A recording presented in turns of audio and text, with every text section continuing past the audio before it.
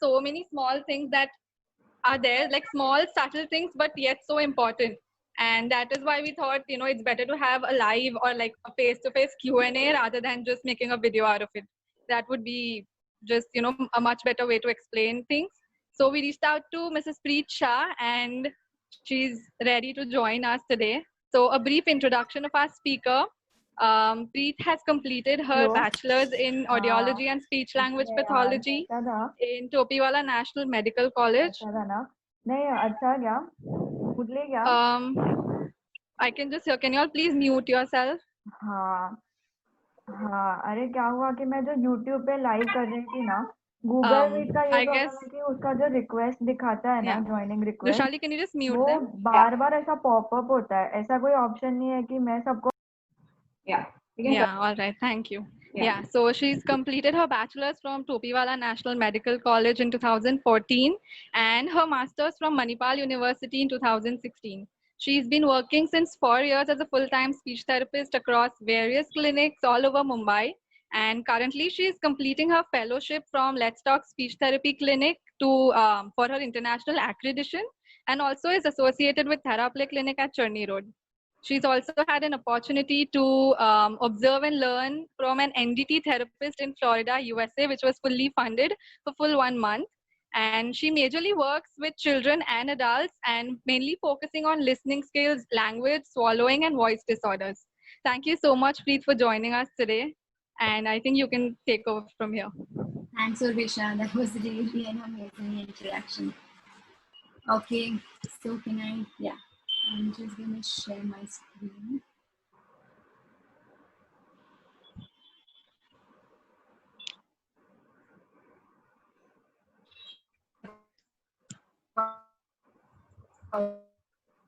The types of treatment that we feel make sense for these children. So maybe we can discuss that, and then whatever questions everybody has, we can go through this. Am I audible? Yes, you're audible. Yes, sir. Okay, super. So the topic that Vishali and Urvisha have given me is echolalia. So I feel like echolalia is basically a repetitive behavior which is learned. So it is a behavior that means we can definitely work on unlearning it. And also echolalia is nothing but prolonged imitation. And it's an imitation that is a natural language development phase which just gets a little prolonged, and then I feel like that's what we call as echolalia.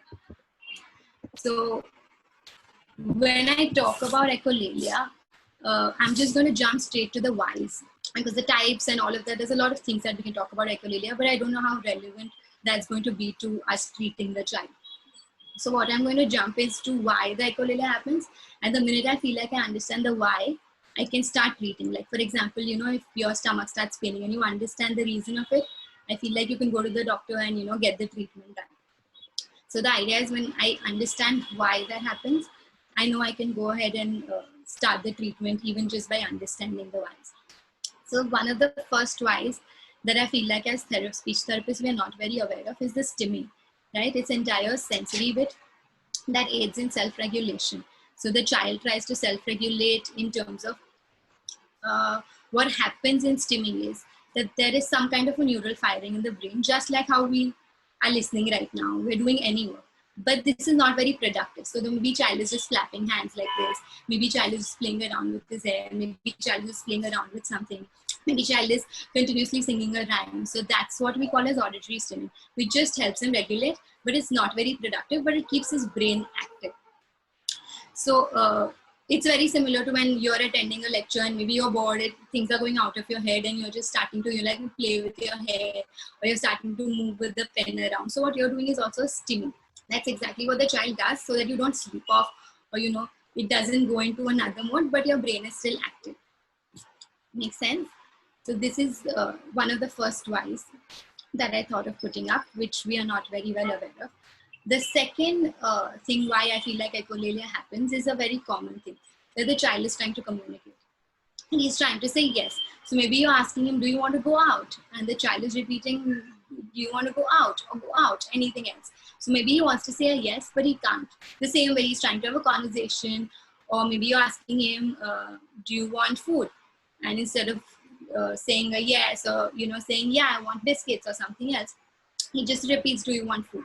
Maybe he wants it, but it's turning into an echolalia because he doesn't know how to come up with it. So I feel like this is the most common thing that we all observe, right?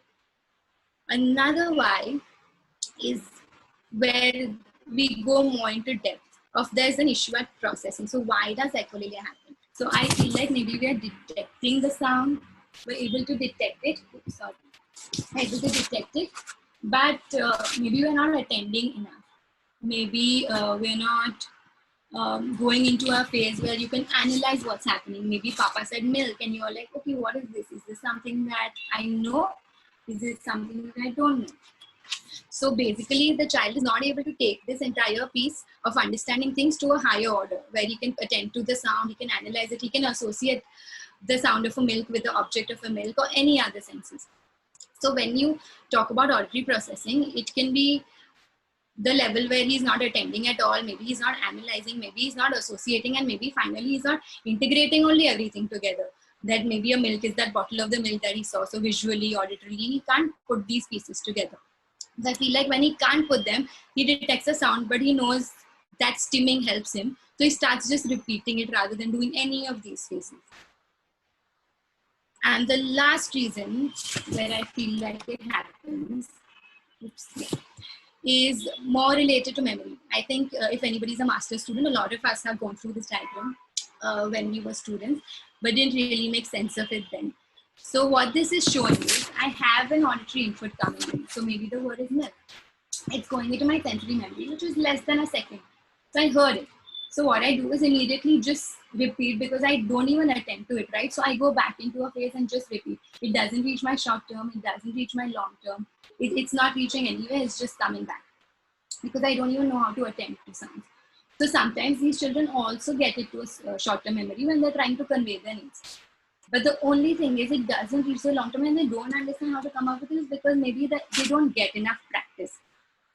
So what happens is a lot of times these children have something called a gestalt learning, right? They learn the entire word as a full sentence. So do you want to go out means go for him. So maybe he learns it that way because he's gotten enough repetition with a sentence like that, but not with simple words that he needs to understand. So this could be one of the things where auditory, visual, any of the memories don't reach the level that it's supposed to. So it never reaches an LTM, basically your long-term memory, and the child really gets affected and comes back. So all of your input just jumps back out as output instead of any of the processing or memory part being intake. Okay, so now that we've discussed whys, I feel like there's another big picture that we tend to miss with these children who have a lot of echolalia. These children mostly have the echolalia, I feel like it's because of their sensory processing issues. So we alone, I don't think are capable enough or alone trying to work on all the senses together. I feel like we need help with this. At the minute, I mean help, I mean that when an autist or occupational therapist, or if you all have heard of sensory integration therapists, they work with us, you learn so much more. You understand what is stimming, you understand why the child is doing what he's doing. You try and understand what is going wrong with the child, all of it. Like you understand the child as a more holistic thing rather than just figuring that, oh, he's not talking or he's just making a sound or he's just repeating. So if I give you an example, these children, suppose if you just have an orange in your hand, right? So maybe I have an orange, I'm touching it, but I'm not able to understand that touch. I'm trying to peel it, but I'm not able to understand what movement I'm doing. I'm trying to look at it, but I don't know what it looks like. Maybe I know that's a color, maybe I know, but I don't know what it is. I'm trying to say orange, but he's not able to connect the word orange with it. Then I'm trying to smell it, but again, he's wondering what's happening. So maybe he can put in one sense at a time, but maybe he can't put all of these together and make sense of what is it that we're talking about. Just a simple example of an orange. Then maybe you can smell it, maybe you can touch it, maybe you can look at it. But when he has to put all of these things together, he really struggles. So that's where we need the sensory integration therapist in picture before we start our work or while we are doing our work, either ways. Now I'll move on to what we can do as a language therapist. So before we go into what we should treat, I feel like we can have some baselines on how do I understand or assess my child. Maybe I don't have a formal assessment or maybe I do, but what else can I do as a therapist in the moment that can help my child? So the first thing I feel like we can do is, it's called OWL. This is something that Hannon has given. If you all have heard of the program Hannon, I've put down some of the links so that everybody can go through. So what they've said is, you need to first observe the child, then you need to wait, and finally what you need to do is listen to what the child is trying to say. So today maybe I'm going to call our child Aryan. So maybe I'm observing that he's looking at the box or a drawer or a packet of biscuits. Then I'm waiting and seeing what he's doing next. I see that now he's pointing or he's showing his hand out. And then finally I'm listening and Aryan is saying, you need biscuit. So what I understand out of this is that he understands that that is something called a, you need biscuit. That is a thing, and I've heard it time and again, that that packet of biscuit is connected to the sentence called you need biscuit, which he's heard time and again. So I just observed and understand that he already knows some of the things. He's making sense. It's functional. He can make sense of what's happening. But the only thing is the practice. Maybe he was taught what the opposite person is saying, but not what he is saying. So this is one thing that I feel like all of us can do. The more we observe, the wait and listen, this really helps us understand where the child is at. Okay. But when this same child is non-functional, he might be moving around like a stimming thing. Maybe he heard the word bus, or maybe he didn't hear anything. But he starts singing the rhyme wheels on the bus randomly in the day. Maybe he heard it in school, but late in the night or any time of the day, I'm sure all of you all have seen it. Maybe he's, copying advertisements. Maybe he's copying rhymes, lots of these things. So this is more when it's non-functional, where he doesn't even understand the meaning. In the first one, I feel like he understood, but he wasn't given a correct model. But here, maybe he doesn't even understand what's happening, so he just starts imitating because that's helping him sting. And what Hannon has also shown is that they've shown that children who use echolalia benefit when adults follow their lead. So you'll see that in time. What I mean by is whatever the child is doing. So if he's saying you need biscuit, I'm going to follow his lead and show him the right model. My second baseline is something that we all are aware of. It's more of an auditory vocabulary check. So what I mean by this is basically a very simple word that everybody's heard is receptive vocabulary, right? So when I talk about receptive vocabulary, I don't mean what he's looking at. I don't mean what he's touching. I only mean what word does he understand. So that is my auditory vocab check. So here maybe Aryan is saying milk, but he's looking at a packet of chips and he does not know the word for it. So maybe he's saying milk, but he wants chips. So maybe the vocab isn't enough. He doesn't have enough words to put everything together. You can do a formal assessment again for this. You can use a vocabulary checklist, or you could just do the OWL piece. Anything that you have in hand, but the more and more you observe this, I feel like you understand that the child is using functional, when is he using, when is he not using. Then it will make a lot more sense to you on what is the next step that you want to do. I've just put this picture of vocabulary of a house to just make sense of, just when I say house, there are hundreds of different things that come up and maybe the child barely knows 5 of these. So when I actually put up something like this, I'm going to be very well aware of how much vocab the child has auditorily, how many words does he actually understand. Not looks at, not touches, not feels, nothing, no other sense. Just by listening is what I want to check where his receptive vocabulary is at. The third baseline, I feel like that we tend to miss out sometimes is the environment. This is really helpful when you begin therapy, because later maybe these could be your goals to get the child to do more and more difficult tasks. But in the beginning, I feel like we tend to miss out on the environmental piece. One thing could be that we feel it's okay, even if the space is too cramped, the child will just listen. I need him to sit in one spot. He'll do everything that I ask him to. If he doesn't, maybe the child just doesn't understand. But the idea could also be that there's so much crowd around where he came from. He's not in the sense right now to do the session. Maybe it was very crowded. Maybe it was too noisy outside, or maybe even in the clinic or hospital or any place that you're at, it might be noisy around sometimes. Another thing could be too much color or really messy. Maybe you just finished a session and there are 20 things lying, and suddenly the child sees all of it. And then you wait that the child will suddenly start listening to you after 5-10 minutes. Doesn't really happen. I feel like that really throws off the entire section. And another is even sometimes too much space really is something that the child isn't okay with, because the more space you give him, the more space he feels like he can run around, he can move about, because these children also have all of these attention issues and other sensory issues, right? So when you give too much space also, I feel like that also really puts down your session. So it could not be, it's not necessary that something went wrong in the session. It could be any of these things. Maybe we didn't observe enough, maybe we didn't listen to the child enough, maybe we don't know how much vocab he has, and maybe all of this was in place, but maybe he came from an environment that was so noisy that he's just not in a state to do your session right now. So when I do all these baselines, I understand where the child is at. So if I know that he's come up from a very noisy or something, maybe I won't put a task very hard for him. I'll just make it really simple that day. So at least I know that the child is sinking in with me. He's there, he's doing what I'm expecting, but maybe something simpler for that day.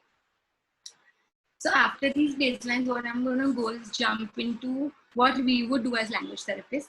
This is something that I think everybody's heard over time, like in school, I mean, in your college or wherever you are at. I feel like everybody's heard this time and again. But I'm going to put I'm going to stress on the things that I feel like are very important for the children with echolalia to go ahead. So my first strategy is using your name. I know this was taught a lot of times that, you use your name only in the beginning, then leave it, or anything of that sort for a language delay child, that, otherwise they don't learn how to talk. But in these children, I feel like you need to address yourself more often than the child, because these are also children that have later a lot of you and me issues. They don't understand how to call out their name. They don't understand how to call out the other person's name. So what I have given an example is, suppose if the child is looking at you, I'm going to go like, Preet, I want milk. And I'm going to wait for Aryan and say, Preet, I want milk. So maybe he's just repeating, but I'm just giving him a model where I know I'm using my name. So he starts, first of all, there are a lot of benefits.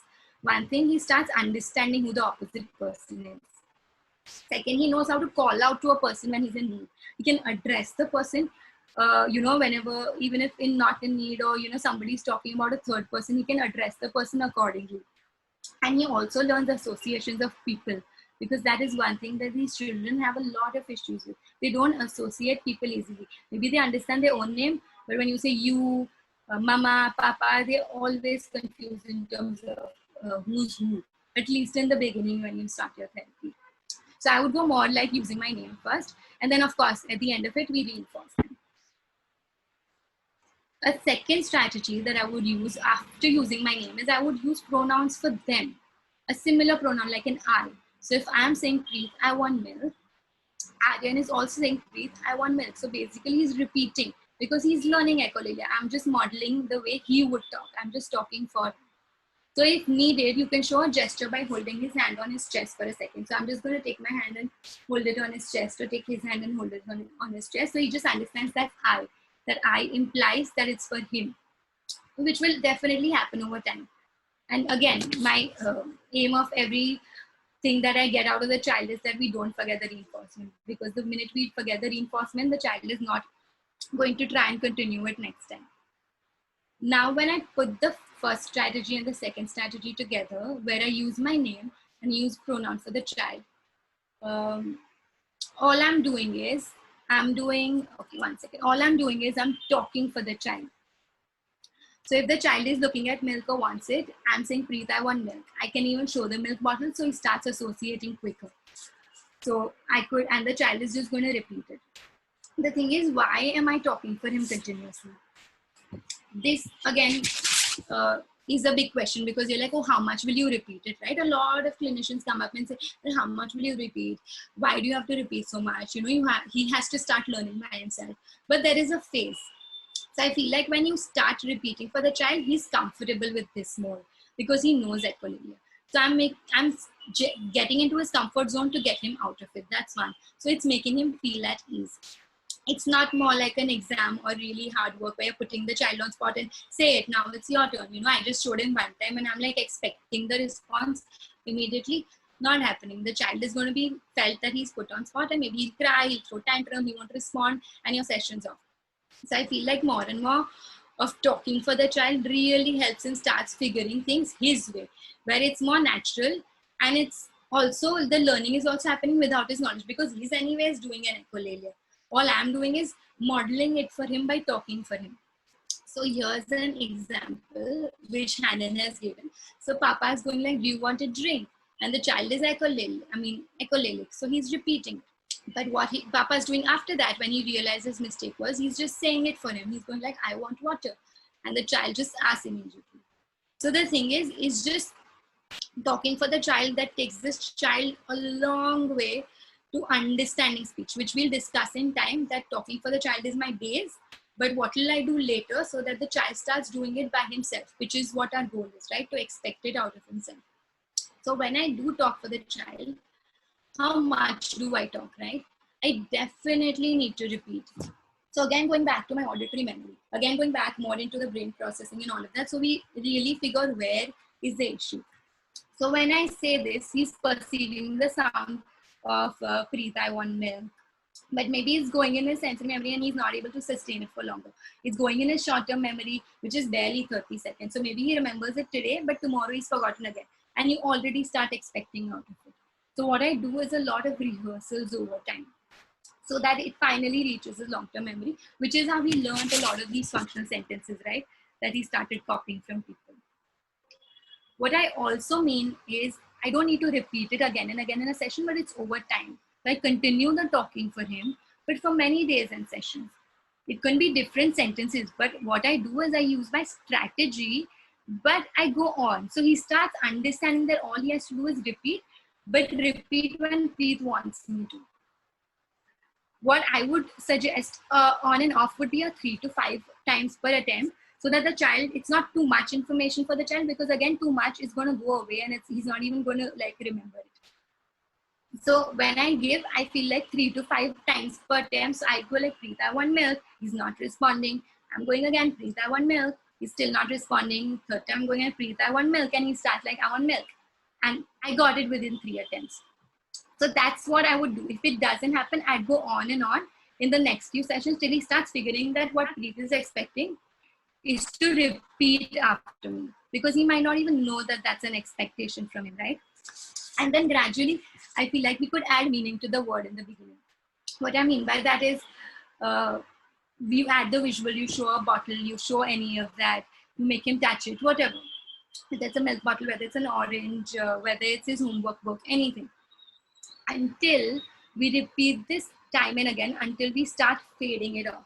So once I feel like every time the child has started understanding that Preet expects me to repeat after her whatever I'm saying, because I'm already talking for him and I'm giving him a correct model, I gradually start fading. Now this is the time when we start understanding when to fade, right? This is a big question that I keep talking for him, keep talking how much. I have to start expecting him also to talk, right?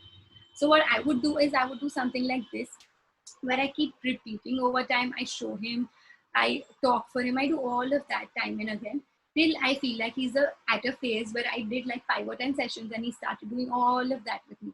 Maybe some kids even get it in 1 session. So it depends on the child. Again, when you do the owl, when you do all your baseline, I feel like you will get through and understand where the child is at. So when I finish my repetition, I go to my next phase, which is my fading. So I would really call it like taking a step back, because this is a very common thing that we all face, right? Where we are the clinicians and we want the child to talk so much that we keep on talking. We don't know when to take a step back, or we try, but we try too fast. So I'm just assessing and figuring out whether the child is ready or not. So after I did my 3 or 5 attempts over a few sessions, I understood now the child knows his expectation of repeating after me. I move on to my fading sessions, where I start taking a step back and I go like, okay, now maybe I could start with something very simple and see if he understood. So I would start with a sentence completion where I would go like, Preet, I want milk. And I would immediately respond in Preet, I want, and literally wait for him. Now the wait is in red again, because you need to really wait quietly. A lot of the kids, especially children who have apraxia or any programming deficits, it can really take up to 10 to 30 seconds for these children to respond. So if you hear a lot of children, maybe you've taught him a ball, and maybe, after you started playing with blocks, he's saying a ball. So it actually took so much time for the child to process it. When he goes into that phase of attending the sound, when he's analyzing, okay, that's what Preet is expecting, the milk. Oh, 1 second, that was the word that I need to analyze. And now I'm associating that milk to the sound that Preet told me last time. Now he's putting in the pieces together and he's trying to figure that Preet is expecting this out of me. I've also put this loading is just to understand that the child takes this much time, like he basically takes time to load it in his head. So we need to wait it out as well till the child comes up with a response. So finally the child came up with the response that I wanted and Aryan said milk. Now in case he's not able to complete, I would go back a step and talk for him. So maybe he's not yet ready. Once he completes, we again reinforce. So again, all of this, I feel like a 3 to 5 attempt is what I would put in as a checklist. So that, you know, if he's not yet ready for fading, that means he needs a little more practice with the repetition. Maybe that was not enough for him. So the rehearsals were not enough. Maybe it didn't reach his long-term memory. Maybe another word kept in. Maybe something else was happening that time. You're doing a fading part, but maybe his focus is on his stimming. He's moving his hands continuously. Maybe his focus is on some thing that happened before the, you know, the environmental piece, that there was too much crowd outside, so he's not able to focus. Maybe he has something in his hand that he's playing with. Maybe his hands are in his pocket and he's playing around with a thread. It could be any of that, which we need to again observe and figure out if there's anything else. That maybe you thought the child is ready for a fading part, but he's still not doing it. Why is he still not doing? Then I would go back and be like, okay, are any of my baselines missing? And if any of that is, then I would go back to a baseline. I would go back to talking for him and wait. The minute he says it, I would again go back and reinforce him for sure. Now, if I feel like he started fading, he understands that I know I have to only complete it, I would take even a step further back, right? I would just wait for a starter. The starter could be anything, you know. Maybe you're asking a question, maybe you're saying your name, maybe you're saying, I want to eat, I want to play. It can be anything. So for me, since I've said that name is important, I've put my name as a starter. So I'm saying like, Preet, I want milk. And I'm again saying Preet, and now I'm waiting for him to complete the sentence because I've already taught him how to complete a sentence earlier. So now all he has to do is really wait it out and come up with a sentence by himself. So what I mean out here, again, a waiting phase. A waiting phase is when I feel like I'm counting in my head, because a lot of us as therapists don't have this patience.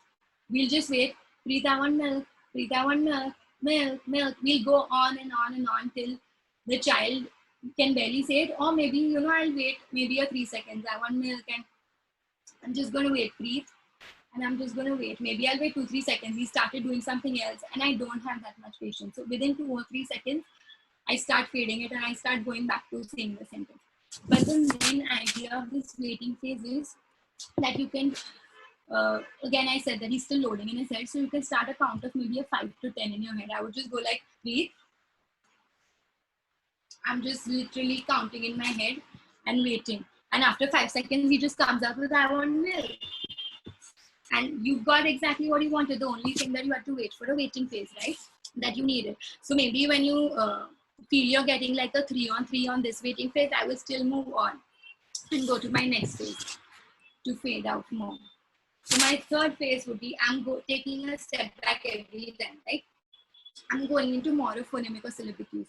These fading techniques, I feel like, are basically cueing techniques that we do, but we don't know how to go about when the child is ready for it. So when I say a phonemic cue, again, I start with Preet, I want milk. Sorry, I know all of you all have to hear my name time and again, but we're going to go ahead with it. So I would go on and give just a phonemic cue, literally just a detection for him to really detect the sound. Because by now, I've already taught him how to attend to a sound. He's trying to analyze, because now he's even able to make a sentence. Now he's associating it with things, right? He's associating the milk word with the fact that I kept showing him a milk bottle while I was doing it. Or maybe I'm showing him a fridge, or he's around that time. And I'm giving him a milk every time he comes up with it, right?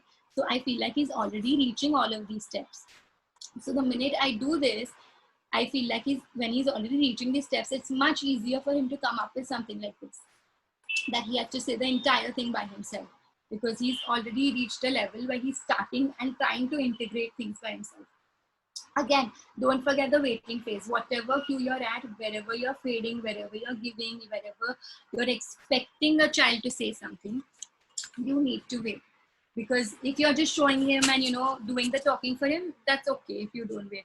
But the minute you expect something out of the child, which happens more often, right, than us showing things or talking for him, becomes much lesser than what we expect. You need to do the waiting. Again, the same thing, in case he's not able to complete, I would do the talking for him. Once he completes, I go and reinforce him immediately. The last fading step that I would do is finally really go back and shut up. So what I would do is go visual. Literally, I call the visual the strength sense, because I'm going to show you all in the next, one of the next slides as well, why it's a strength. But they pick up visually very fast. So which is why the gestures, the pointing, all of that comes very quickly to the child, right? But the listening takes a lot of time, which is why visual is already a strength. So we have to cut down the visual and just get the child to start listening to us. So when I finally go and do this easiest thing for the child, right? I've given all the cues that I could, everything's done. Now I'm going simple and I'm just showing him a bottle of milk. I'm just showing this, a gesture of drinking, and I'm waiting. And I'm waiting for him to come out and say, Preet, I want milk. So finally, I'm literally taking a step back altogether. The only thing I'm doing is using his strength to show him that this is my expectation. Now I need you to say. Again, if you feel he's not yet ready, all of these phases, you can go back to talking for him instead of maybe, you know, going back and just giving a starter, because that might give a breakdown for the child. What I mean by this is every phase I've written, I would go back to step 1, which is talking for him, is because these children, if you teach them half, like Preet, I want, and you know, he learns only milk again and again, then he knows he has to only finish that. He doesn't have to say a full sentence. You don't expect it only out of him. That's why I go back to talking for him, so he remembers what is expected out of him again. That at the end of the day, after all my sessions are over, after the entire bit is over, I know that I expect you to say the entire sentence, which is why I feel like I would go more back talking for him. Feel like this again, we'll understand with slides going further. Right, so, okay. After this, I think another strategy that we do after fading is where a lot of clinicians have issues, right? That how is the child asking questions? Or 1 second, the child is not responding only to my questions. Aryan is saying something, but when I ask him, what are you doing? He's just repeating, what are you doing? But he does not know to say. So I again go back to the talking for him phase. My concept remains the same. Whether I go up step by step, I go up level by level, my concept remains the same. Where I ask him, what do you want? I respond for him, and I ask him again, what do you want? Breathe. So here, what my aim is that he starts understanding this sentence, that this sentence needs an answer like this. Till now, I only taught him the second half, which is why I can take a step ahead and I can just go like, what do you want? Breathe. And he's expecting, or I'm showing him a bottle and he's just understanding that his expectation is that he needs to, ask for milk. Continue fading till he starts. If you feel like the questions are not, he's still not understanding, I would still go back and go, Preet, I want milk, Preet, and start again all over. Go to the entire fading phase, but this is more in a question term. Now I'm teaching him how to respond to somebody when they are talking to you. So this is literally like a conversation that the child is learning, not just to convey his needs, but to try and have a conversation, right? So responding to Aryan can also say, Preet, I want milk, I want milk. For now, even if he says milk, I'm going to accept it till he starts coming up again to the same criteria. Maybe you don't have to go back to step 1, but at least till he starts getting it, I feel like you need to keep showing him again and again till you feel like he's ready to take a step back and you can start fading yourself. Okay. Now, if you want him to ask questions, this is when he's responding to a question, right? This is the responding part. But the struggle is also the child does not ask question. I would again go the same way and I would go like, Preet, what do you want? Preet, same thing, the same thing that I taught him to respond to, I'm going to teach him the question. Because I've already taught him this is what you respond to. Now he's going to learn that he can also ask me the same thing back, because he does not understand right now that this is something that only Preet can say. Maybe I can't say. Maybe only Mama can say. Maybe I can't say. I don't know how to say any of that. Any of the whys could be a problem here. So again, taking a step further, once he learns how to respond, I've taught him a sentence. I've taught him how to respond. Now I'm teaching him how to ask me as well. So again, now Aryan is asking Preet, what do you want? And I'm saying I want biscuits. Because by now we've done a vocabulary check. We know he knows biscuits very well. He understands. He asked for biscuits. So now he's handing over the biscuits. So I picked also a vocab that I know he's very well aware of. If I suddenly say I want a tent, maybe he's just going to repeat it, I want a tent. So we have to be very careful also. When you're teaching something new, if you're going more like what do you want is already a new concept for him, right? Asking a question, I wouldn't make the answer very difficult. So that's easy for him to figure that when he asks a question, somebody else can respond and he can, have a conversation or try and do a back and throw for a conversation. Okay, so I think this is more of the basic strategies that I've put across. Now, when I put all of these pieces together, my baselines, my talking for him piece, my repetition, my all the fading away and then asking questions. When I put all of these pieces together, this simple term that I feel like we use, now it's very simple, but I would just call it a show and tell, right? So the idea, very simple technique, right? Everything we did showing. Then we started fading ourselves and the child was telling us. So it's basically literally a simple show and tell. When I say show and tell, I don't just mean something visual that I'm showing a ball and he's saying a ball. I also mean other senses, right? Here. So this was one of the forwards that I got, which was very interesting and very helpful. I feel like it's quite helpful for all of us to understand why the child learns very visually. He learns the gestures quickly, he learns pointing quickly, he learns to show the box quickly, anything visual. Because firstly, visuals are permanent, but spoken words disappear. So what I mean by visual memory stays in for much longer than an auditory memory, which just stays in for less than a second. And visuals also allow time for language processing because they don't fade away, right? It's not a sound that will come and go. Visuals are there in front of him unless you take it away. So it more times allows more time for him to process things. Again, the first and then he can sequence it. He can transition from here. When I'm doing a session with a child, I'll be like, first, we're playing this game, then we're doing the book. So then he starts understanding, okay, Preet is expecting to do something like this today in class. So I'm just drawing out an agenda for him, which helps a lot of kids, right? When you plan it out for them visually. Again, another thing that visuals help your kids see what you mean, right? So I'm showing an apple, he's thinking of an apple, all of the sensory integration piece together, the visual, the auditory, the touch of the apple, the picture, whatever it is. It helps all students. It also helps them feel more independent, right? I know you are helping, but the child doesn't know. But at the same time, he's able to say an apple. And you knew that you used a visual to help him out. So he feels a lot more at ease rather than I'm just looking at him, I'm like, apple, say apple. Doesn't really work, right? He feels more low in confidence. At the same time, again, you put him back on a spot. So I would rather just use a visual to see that he can be more independent. Again, another thing is visuals are transferable. So our main issue is maybe he's doing it with me in the session. Parents come and complain that he's not doing anywhere else. He's not doing at home. He keeps crying. He keeps doing a lot of things. The minute I go visual, I draw it out for him. I show him pictures. I show him the object, whatever, any kind of visuals. He knows that that thing is called apple wherever he is. Again, visuals have no attitude like a voice, right? There's no tone, there's no frustration, there's no disapproval. So it's easy for the child to learn because he doesn't have to work on any of the emotions bit. And of course, because of all of this, that it helps independence and all that, it of course reduces your anxiety. So I feel like whenever we are doing, we should use visuals, but along with auditory. Our main focus is auditory. But the minute I use all of it, visual and auditory together, I feel like the child learns a lot faster than what I would expect him to just learn by listening to me or just looking at a thing. Another thing with show and tell is it's not about just the visual. It's not about just the touch that I'm making him touch something and I'm saying it's soft. This is also showing, right? That I'm making him touch something. I'm showing him that this is how it feels. And now he's figuring out that word when he feels like that is soft.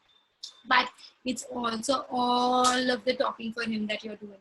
So which is why I call this entire piece auditory visual and tactile. It's not the AVT therapy. I'm just calling it as auditory, visual and tactile. The three modes that when used together, it makes a lot more sense to the child. It's showing all of it together. So it's a lot of show. And the tell part is when you're expecting it from the child. So I'm showing him that I want milk. I'm showing him the bottle of the milk. I'm letting him touch it and feel the bottle of the milk. Gradually, I'm fading out. And now it's the time where the child starts telling me what is he saying. For example, cat says meow. So I'm doing a book with him every day, but the child says cat, dog, mouse, anything, he just starts saying names. That's what maybe the mom taught him. So maybe I'd go slow and I'd go like cat says meow.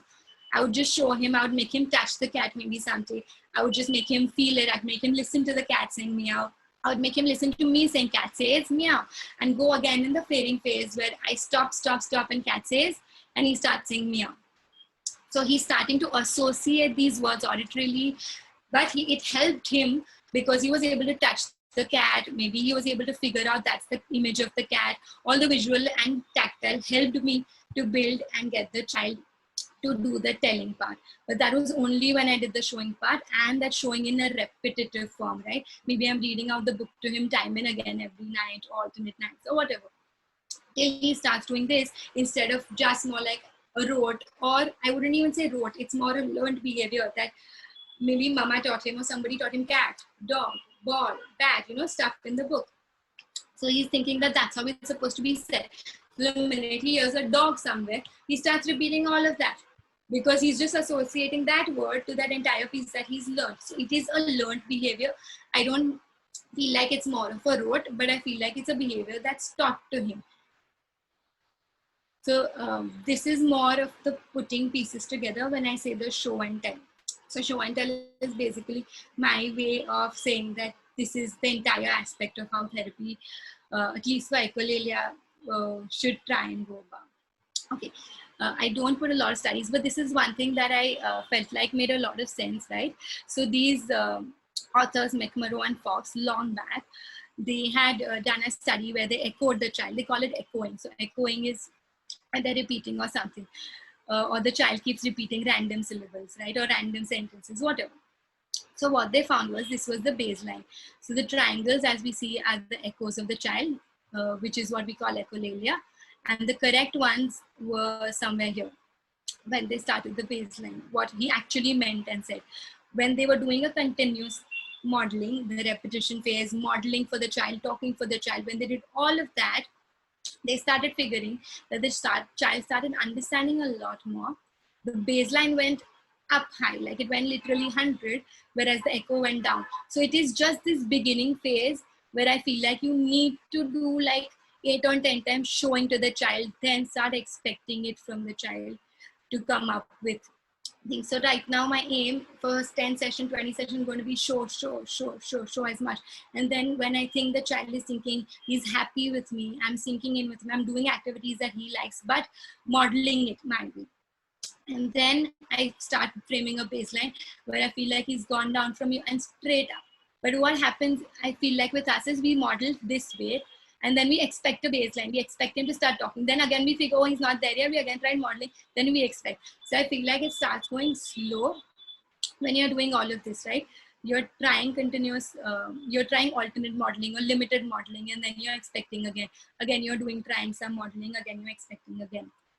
So I feel like when we do something continuously and consistently, I feel like you will get a baseline high up by the time you're done with this entire showing phase. Okay, and the last two are very general strategies that go a long way, which I have put time and again in my reinforcements, right? That when you reinforce, we must reinforce after every attempt, because the minute you reinforce, the chances of that response occurring again is high. So I don't just mean say excellent, I also mean give a feedback on why you're saying it. So maybe he said it, oh, wow, excellent talking, excellent using your words, great job using your words. Maybe he's listening to me and picking out words. Maybe, I'm asking find the cat and he's finding it. And I'm like, oh, great listening. So I'm giving him a reinforcement. Also, I'm making him realize on why I'm giving that reinforcement. So I feel like once we do this, it goes a long way for the child to know what is it that the child expects, right? What we start understanding, and he starts doing more and more things that we expect out of him. And another thing is, of course, this, which is happening. I know it happens quite often, but we need to involve more parents. I know the minute we pass out, it's really difficult. It makes us a little conscious of someone's judging us, or another set of eyes is looking at me. I can't focus on the child. Maybe I didn't have the goals ready. I had 5 sessions back to back. So in my head, I'm like, I don't have the goals ready for this child. What do I do? I'm just picking up some toys and starting off. But all of this, is it really helping the child? I feel like even if you're in that state, get the parent in. Go slow. Think of one goal in the day that you feel like you can do correctly. Then you feel like talk to the parent about it. Because the more and more they see what you're doing, they can really transfer the same modeling at home. They can really transfer the same modeling if he's gone out to a restaurant. They can really model it however you want them to do. I know sometimes this also happens that when the parent is around, the child is more cranky, he keeps on crying, and the parent is like, if I'm in the session, he's going to keep crying. So if you feel that happens, you can start off. You start being comfortable with the child. You break down your goals over a month. When you're just starting out a child, maybe you're seeing him once a week, thrice a week, whatever it is. Break down your goals so that next time the child comes, you have the goals in your head. Even if you don't have the time to prepare for it 2 minutes or 5 minutes before the session, you have the goals in your head. The minute you know that I need to do the talking for the child, the minute you know that I need to start fading out, the minute you know that he's understanding simple vocab, but he's not understanding maybe pink and brown and kurta and belt, that's the secondary vocab, right? So then maybe I need to get him to do those words more. I'm again observing, waiting, listening, and seeing if the child has started, imitating me, if the child has started talking for himself, if the child is coming up spontaneously with something. If he isn't, what stage of fading should I go back to? So when I'm in the session, I'm going back and forth in my head and coming up with, okay, what should I do now? Is the child ready for this? Is the child not ready for this? If he's not ready, I'm going to go back a step. If he's ready, I'm going to go up a step. Maybe he doesn't know the thing only, like we give an example. So I'll go back to teaching him more language therapy, give him options for objects and stuff, and go back to more of a language therapy, how I would teach him words in the first place, right? So all of that I haven't discussed too much in detail, but that's more common stuff, right? The language therapy and all of that. So I would do any of these things to get the parents involved. Another thing I feel like when we start saying that no, the parent isn't interested only, the parent really doesn't bother enough. I've told them time and again, but they still don't work hard. So I feel like one of the biggest goals that as therapists we miss out on is getting the parents to understand the importance. I feel like that is a goal for any therapy that we do, any child therapy, that we should get the parents in a state where how much ever disinterested they were in the beginning, it is my goal to start getting start getting them to be aware. It can lead to a dropout, it can lead to whatever, but that doesn't mean you didn't try. But the idea is that you have to keep trying till you know that the parent starts coming, and it happens. The more and more you start showing, the parent will come in, because the minute you do a show and tell, the parent gets that confidence in you. That, oh, look, you're showing the child and you're showing me also what to do. Right? The same thing show and tell works with the parents also. When you reinforce the parents for how well they've done, let it be a one thing. Maybe after 3 weeks they did one thing, but at least they did that. I'm just going to go and reinforce instead of telling Mama, why are you not doing anything? They're going to get even more, disinterested in doing it, especially when the moms are working moms. It gets really difficult for them. So I feel like even understanding their stage and maybe starting out understanding, engaging where the child is at, where the parents are, starting small for a parent who's already worked up, starting big where the parent is very ready to do things.